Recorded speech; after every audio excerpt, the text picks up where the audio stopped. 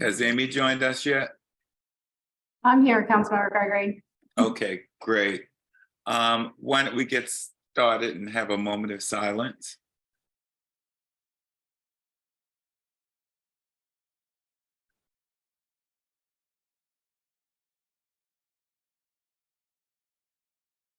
Amen. I have no opening comments, so why don't we just go right into the agenda as outlined? Perfect. This shouldn't take us long. Really, what we're here for is because the state is requiring us to approve the DMO, which is a designated marketing organization, which is the CVB. We have to report all of our expenditures to Turk every single year, and they're also requiring us now to get a plan from our designated marketing organization, which is the CVB, and have our advisory committee review the plan and approve it, and then we'll take it to city council after that to vote on it. And basically that's just a new thing. I think we talked about this before, to where we need to do this every year. So now we'll have 2 meetings a year for the accommodations committee. So this is just the form that we had to fill out last year to send to Turk, which is basically what the budgeted amount was. This is just to give you an example of what we need to report to the Tourism Expenditure Review Committee. And then we'll talk with the CVB on their spending plan. They'll have a presentation for you. And if I'm going too fast, just please let me know. Yeah, could you go back to the prior slide for me? Sure. Can you explain the amount budgeted and actual, what caused the difference? So some of this is a little bit scary for us too, because we have different fiscal years, Councilmember Gregory. So we always have to take 2 quarters and 2 quarters and add them together to match our fiscal year versus the CVB's fiscal year, because they're on a July to June and we're on a calendar year. So some of that's a little why it's a little hard to understand, because of the way that we have to add up the quarters. So really in our calendar year for our 22 budget, what we budgeted for the CVB was almost $3.7 million, but we had to add 2 quarters each to get that 2.976 number. Okay. See what I mean? So that's why it's always off just a little bit from what you would normally see in what we budgeted, and that we take to council every year, because we're having to add the quarters differently than what the CVB does. Okay, makes sense to me. Okay. Yeah. Any questions from anyone else on it? Okay. Thanks, Amy. You're welcome. So like I said, we just need to approve their spending plan before and take it to our city council so that we can report to Turk that we did just that. Any other questions?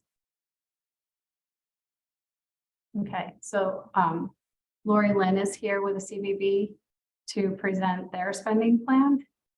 Lori, do you have it, or do you want me to share your PowerPoint? Hey everybody. So I'm gonna try to share my screen. Bear with me. I should have my 10-year-old here to help me. If you can't do it, Lori, I've got it up too, so I can yeah. So I think what I'm going to do is I'm going to share it, because Amy, I have a few other just sort of preliminary comments, and then I will ask you to share the numbers portion if you don't mind. Sure.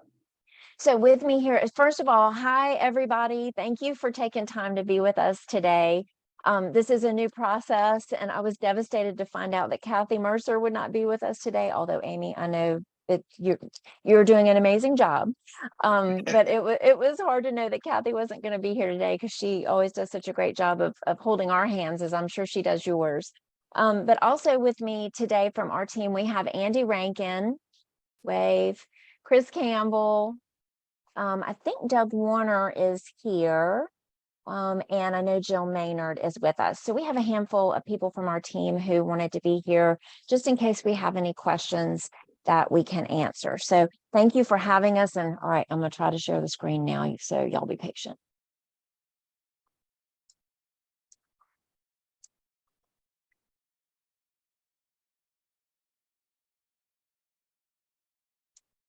Okay. Do you see a pretty picture? Yes. Yeah, okay. Thank you. So I will be quick here, but because we haven't done this before, we thought it might be helpful for us just to review with the committee exactly who we are, what we do, and how we're funded. So I'm just going to quickly go through a couple of slides in that regard. So we are a 501c6 organization, a not-for-profit. We represent 10 local governments across the region, serving almost 850 members, 500 of which are within the city of Charleston, and that's not surprising. We're one of the few regional organizations that are remaining, and it's certainly a sort of a basket of eggs that we try to protect very carefully, because we know that there is power in promoting the region. We are overseen by a 32-member board of governors, including the Honorable Mike Seekings and Peter Shade, both from City Council. We are required, of course, to perform an annual external audit as well as a 990 tax return, and we also perform the UBIT 990T tax return. Could you distinguish between the 501c6 and the 501c3 for us?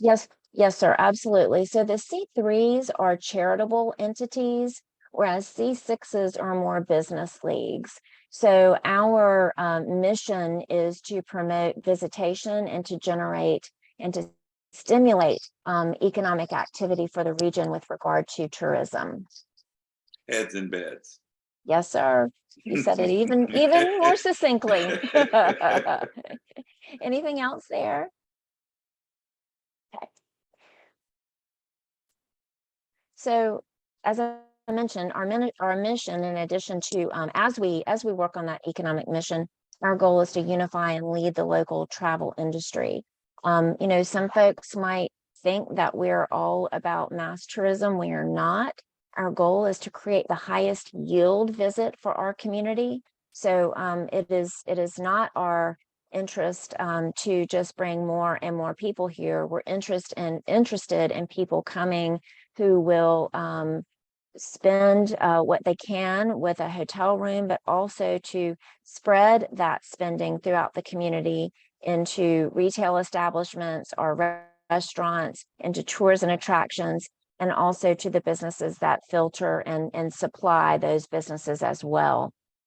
So we are about responsible tourism development, not about mass tourism. We all are trying to raise our families here as well. So we know that it's important for the goose to protect the golden egg. We are what you would consider now a destination marketing and management entity. So we're not just looking to drive tourism, we're also looking to manage our local industry. And you see that most plainly through our work at the visitor centers. So today, as you all know, we're here to talk about the state accommodations tax in the state of South Carolina. States, counties, and local municipalities are allowed to have an accommodations tax. Today, we're here to talk about the state accommodations tax, and specifically the 30% that is allocated towards advertising for the fund to continue to stay healthy and to grow. While that is the piece that we receive funding from, we know that what we're doing is stimulating activity in all of the different pots, up to and including hospitality fees and admissions taxes. But today, as you know, we're here to talk about the state accommodations tax. I just want to paint a little bit of our budget for you. This year, we are budgeting, and our new fiscal year begins next week. We're budgeting $26 million. Now, 32% of that comes to us from non-public sources. So membership revenues, advertising revenues, people purchasing books or tours, non-public sources. 37% of our overall revenues come to us through accommodations tax. talk a little bit more about that in a minute. And another 31% comes to us from the state of South Carolina in the form of a destination-specific grant. We are one of 5 entities in the state that receives this grant, and we receive it as a match to the private funding that we bring to the table. So we're an interesting entity in that we are not fully publicly funded. Many other destination marketing and management organizations are fully funded by the public. We are not, and we take pride in that. And what it says to us is the local hospitality industry sees value in destination promotion. So now I just want to deeper dive a little bit into accommodations tax. You see the non-public revenues have stayed the same. The destination specific grant revenues have stayed the same, and those match one another. So they're directly linked. So this is where we break down accommodations tax. So our overall 37% of accommodations tax breaks down this way with our local governments. So the city of Charleston is 10% of our overall budgeted revenues, and we thank you. So our strategy is built on these pillars, which are the assets of our community. You'll find not surprising: history, culinary, family activities, outdoor, arts and culture, and shopping. And it is through these pillars that drive all of our creative activity and everything that we do with regard to try to drive those high yield visits. So again, with us today, in addition to myself, we have Doug, Chris, Andy, and Jill. So I just wanted to do a quick preview of who we are as an entity before we dive into the numbers. So I'm gonna stop sharing unless y'all have any questions on these couple of slides. And then Amy, if we can return to your spreadsheets, we'll speak to the numbers next. Please.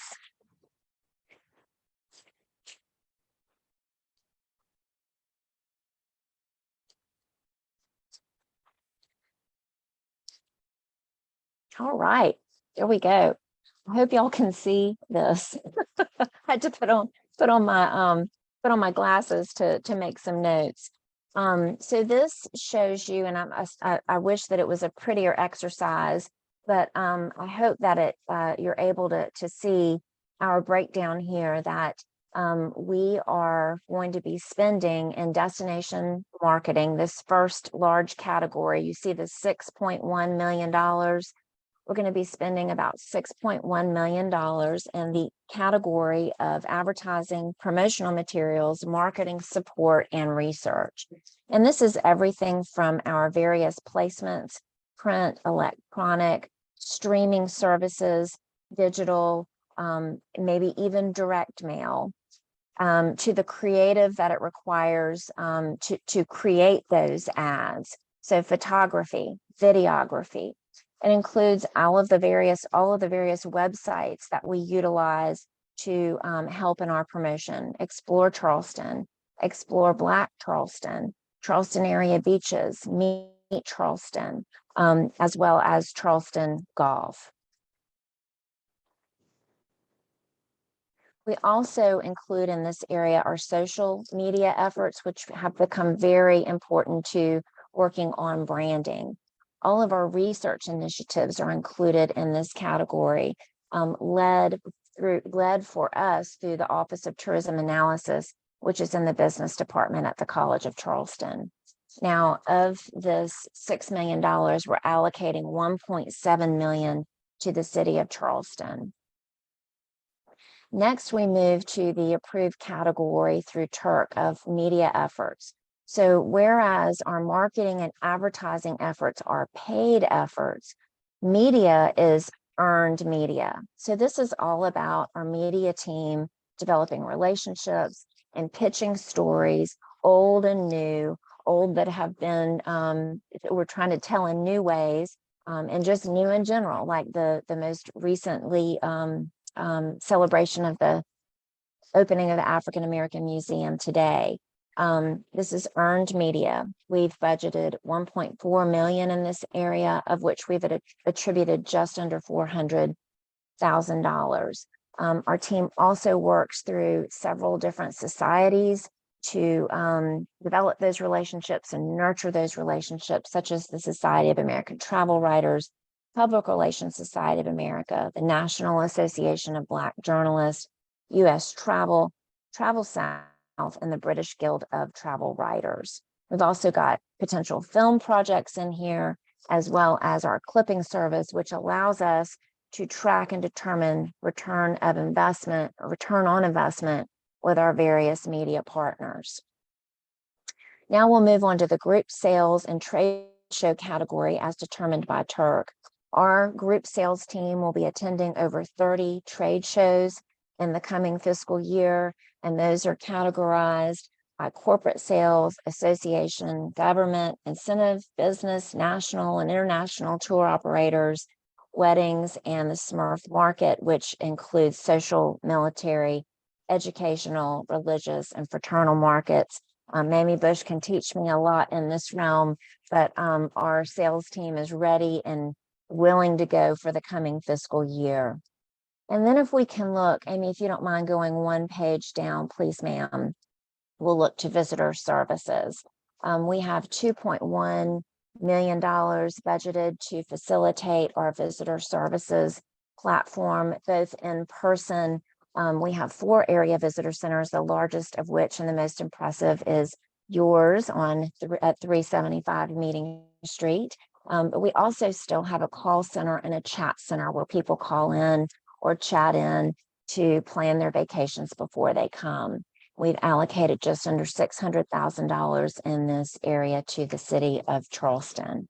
Now, while it doesn't address accommodations tax, Amy, if you'll go down another page, this is where you can see our additional grant expenditures, $8.4 million, and where we'll be spending that money, as well as our non-public revenues and where those are going, so that you can see the full makeup of our $26 million budget. Now, I realize that is a quick run through of what we're doing. I'd be happy to answer any questions. And yes, so what kind of questions do you have from here, or where can I elaborate that I have not?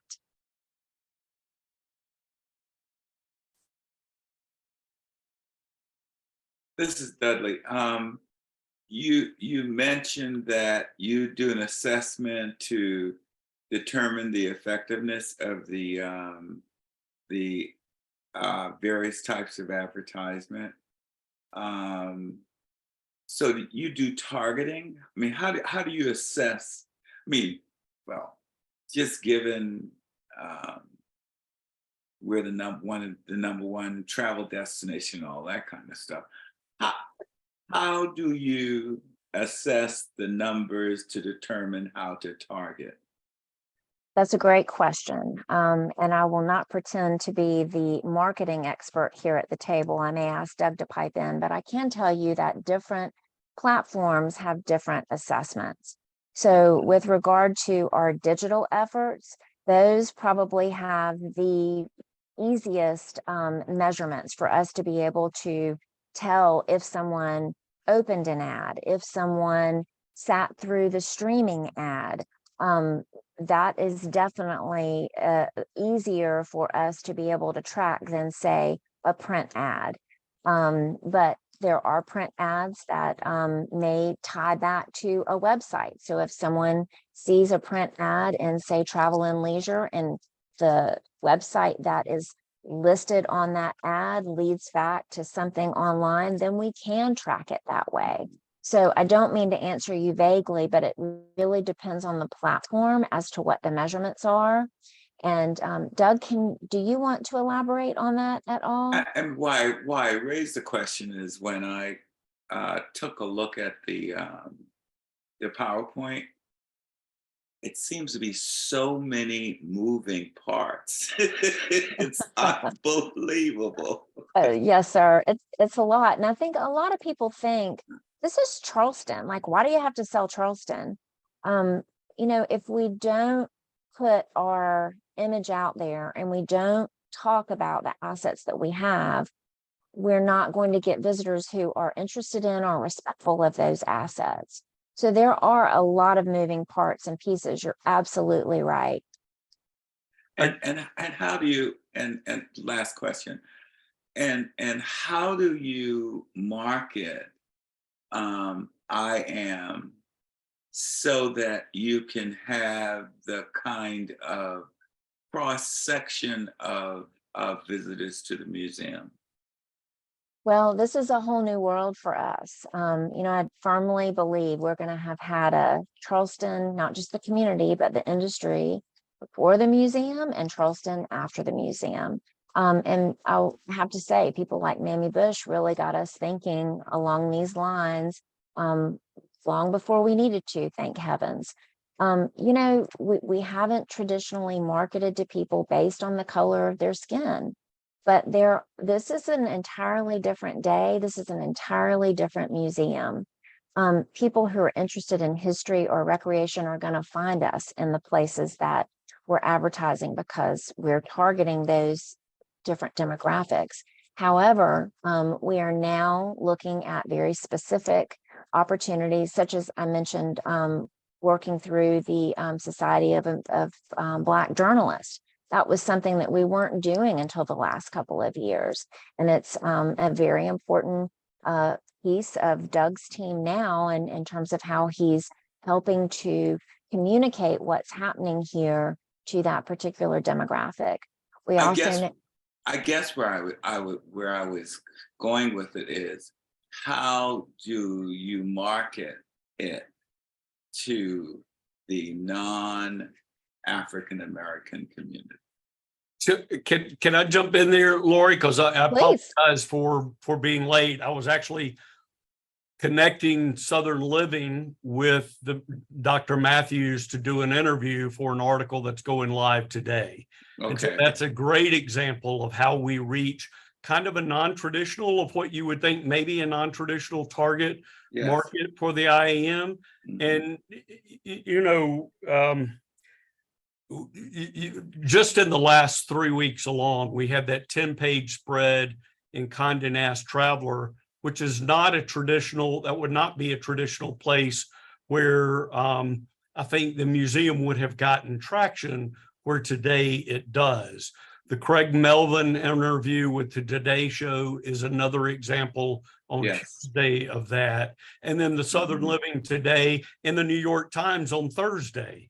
I think that's 1 week as a look into the kind of impact we're going to be able to have with the museum, because it's something new for us to talk about. And all of those are kind of non-traditional avenues. I appreciate that answer. Thank you. I'll go back to about tracking, if I may, on to Lori's comment. The advent of COVID brought back the QR code. And in most of our placements now, we are tying back digitally so that we can track people like we've never been able to before. And in addition to that, all of this digital advertising, we're able to geofence. For example, during the Credit One tennis tournament event that happens on Daniel Island, we can set up parameters around people in the stadium. And if they meet certain parameters, we can try and drive them to restaurants that are in other parts of our community or additional attractions in ways that we never could before. And so that's 2 examples of kind of how we're tracking them, if that helps explain it too. Oh, it does. Thank you. And Councilman Gregory, if I may jump in, I'm sorry not to beat a dead horse, but as far as Lori mentioned, we realize that this is not our money, this is the public's money. So we are very, very diligent on taking care and insurance that it's spent well. And anyone that's had any type of marketing experience, it's never an insurance policy or guaranteed thing. But just to give you one example, which I think is really cool to make sure something works. And I'll just use one example. We have probably hundreds of different KPIs, if you will, and that can be from any one of our campaigns, how many visitor guides were ordered online on our website, how many clicks were done to the water tours pages. I mean, we can come up with different KPIs, but at the end of the day, a huge benchmark that our success is measured on is by our local hotels, which generate the accommodations tax. You know, as you said earlier, Councilman Gregory, heads and beds. But one of our newest digital campaigns, as Lori mentioned, is through the streaming, which is basically your typical TV commercials done through Hulu or Disney, or now we're getting into Netflix. And we hadn't done TV commercials in years. This is really a post-pandemic type thing that we've done as it's gotten more sophisticated. But just to give you an example, when the new low-cost airline Breeze was starting, they came to us and asked for an extra lift, if you will, pardon the pun. So we targeted all of their brand new cities, I guess 2.5 years ago, before they started. And so the streaming company, you know, we gave them their marching orders. These are the cities we want to target. So they come back, yes, your commercial was seen by with a 98.7% completion rate in the following metro areas. But then, well, that's what we paid them to do. But then we take their reports and hand that to our digital website company providers, and they do a geo analysis of how many more clicks to our website we reached after those TV campaigns. And it is like magic. It's almost an identical heat map. You know, that we saw a huge increase from those 50-mile radius of those cities accessing the Explore Charleston website from the cities that we told them. So that's an example of 2 ways that we know that particular campaign worked. Sorry to go off on that, but I'm kind of passionate about marketing tracking. But it helps. It helps. Thanks. Appreciate it. Are there any questions from any of the other commissioners? No questions here. No questions. And this is something that we need to vote on. And I'll need a motion from one of the commissioners. Motion. Do I hear a second? Second. Been moved and properly seconded that we accept the CVB spending plan as submitted. All in favor say aye. Aye. Aye. Aye. The ayes have it. The motion passed. Is there anything else that needs to come before the committee? Amy or Sherry? No, we will have our next advisory committee meeting in October. That's when we'll look at the 2024 budget and the 2023 amended budget and look at all of the applicants for the grant awards. So we're planning that for October. So we'll be in touch for that. Okay. Probably not August, September timeframe. Okay, I'd like to thank the CVB for the presentation. Do you guys have any questions of us? I don't think so. Just many thanks for your support and your partnership. We're so proud to represent our community. We really are. Just thank you so much. And I think you do an exceptional job. Thank you guys. Okay. Thank If you. there's- Absolutely. Thank you, Lori. if there's nothing else to come before the committee, this meeting is adjourned. You guys have a good day. Bye-bye. Have a good day. Bye. Bye. Thanks. Bye.